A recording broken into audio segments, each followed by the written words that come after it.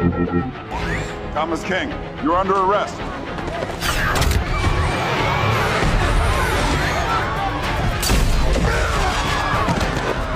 My brain is completely controlled by the combat chip. This makes me not indecisive like humans. That day, a time bomb was placed in my car.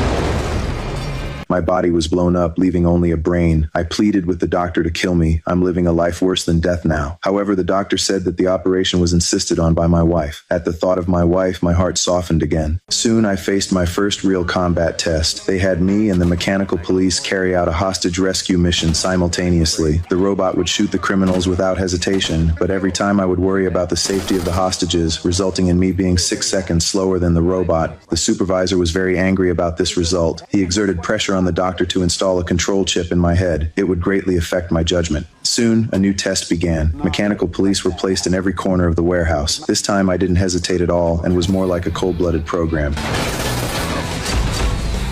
It turned out that the doctor had also modified the authority of my brain. In daily life, I had absolute control. Once a battle was detected, the chip would forcibly take control of my body. The supervisor was very satisfied with this. I could finally leave the laboratory.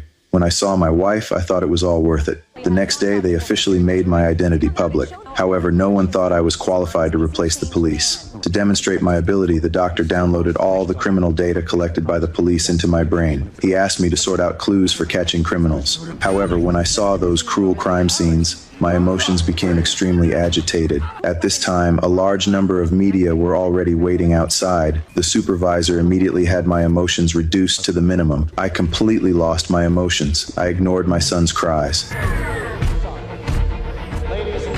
Those reporters wanted to shake hands with me, but in my mind, there was only the task of catching fugitives. Soon I locked onto the fugitive in the crowd.